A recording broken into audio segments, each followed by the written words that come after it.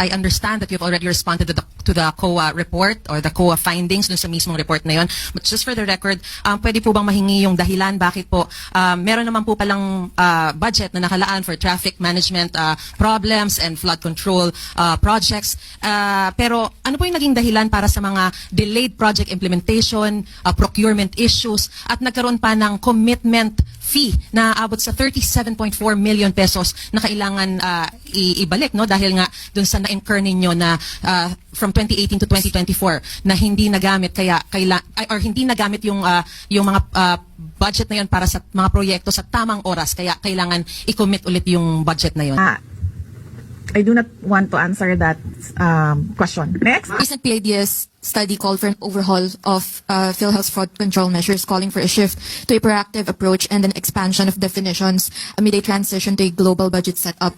Is PhilHealth planning on implementing this, and what kind of changes will PhilHealth make to its fraud control measures? I do not want to answer that question. Yes, ma'am.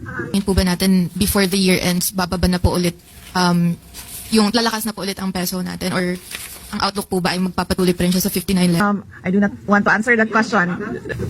Sabi kasi, ito lang daw basahin ko.